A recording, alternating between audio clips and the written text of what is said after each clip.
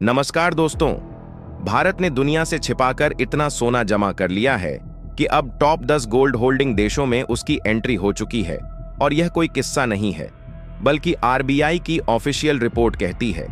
लेकिन असली सवाल यह है कि भारत अचानक इतनी भारी गोल्ड खरीद क्यों रहा है? क्या डॉलर पर से भरोसा उठ चुका है, या फिर भारत कोई बहुत बड़ी तैयारी में है जिसका असर पूरी दुनिया की इकोनॉमी पर पड़ने वाला है?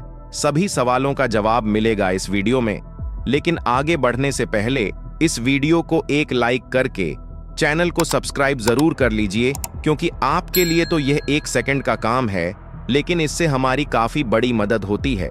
दरअसल जब भी दुनिया में आर्थिक मंदी, युद्ध या राजनीतिक तनाव बढ़ता है, तो एक चीज है जो सबसे पहले चमकने लगती है, और वह है सोना।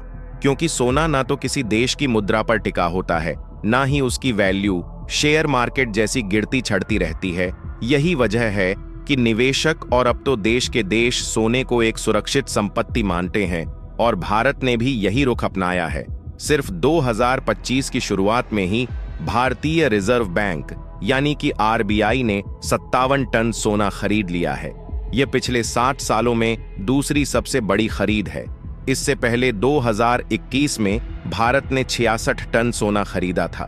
अब मार्च 2025 तक आरबीआई के पास कुल 879 टन गोल्ड रिजर्व पहुंच चुका है, जबकि पिछले साल यह 822 टन था। ये कोई आम इजाफा नहीं है, ये एक स्ट्रेटेजिक मूव है। आज की दुनिया की हालत में अमेरिकी डॉलर में भारी उतार चढ़ाव, अमेरिकी ट्रेजरी बॉन्ड का घटता आकर्षण, रूस यूक्रेन, इजराइल, पैलेस्टीन जैसे युद्धों का बढ़ता असर, ग्लोबल महंगाई और मंदी का डर, इन सब चीजों ने दुनिया की सबसे बड़ी करेंसी डॉलर की साख को कमजोर किया है। 2024 में दुनिया भर के सेंट्रल बैंक मिलकर 1045 टन गोल्ड खरीद चुके हैं। ये लगातार तीसरा साल है जब यह आंकड़ा 1000 टन से ऊपर गया है। ये कोई ट्रेंड नहीं, यह एक सिस्टमैटिक बदलाव है।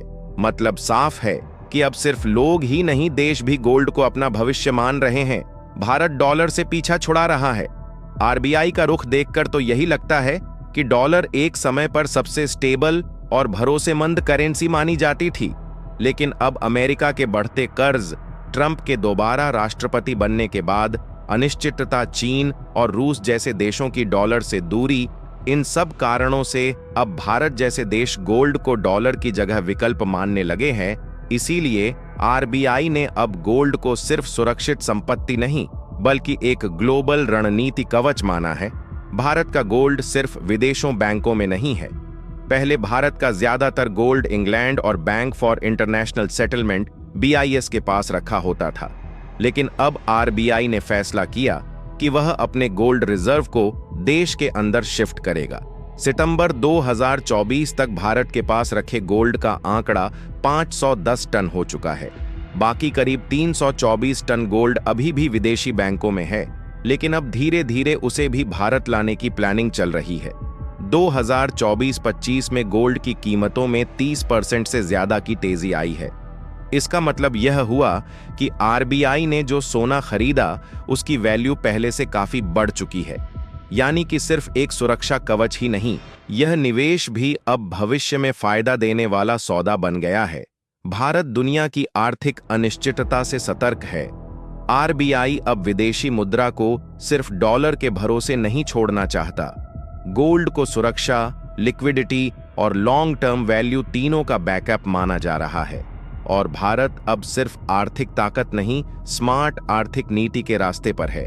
जैसे जैसे देश गोल्ड को रिजर्व में शामिल कर रहे हैं, डॉलर की ग्लोबल डिमांड धीरे धीरे कम हो रही है। यह अमेरिका के लिए एक चेतावनी है कि अब उसकी करेंसी पर पूरी दुनिया की निर्भरता घट रही है। भारत, रूस, चीन, ब्राजील और साउथ अफ्रीका जैसे ब्रिक्स देश अब डॉलर से अलग एक साझा मुद्रा लाने की दिशा में बढ़ रहे हैं, जिसमें गोल्ड का रोल बड़ा हो सकता है।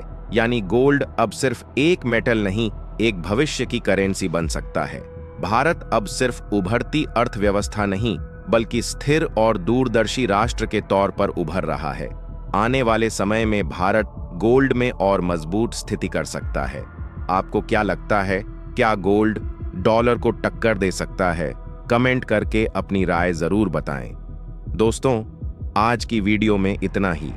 अगर वीडियो पसंद आई हो तो एक लाइक करके चैनल को सब्सक्राइब जरूर कर लीजिए।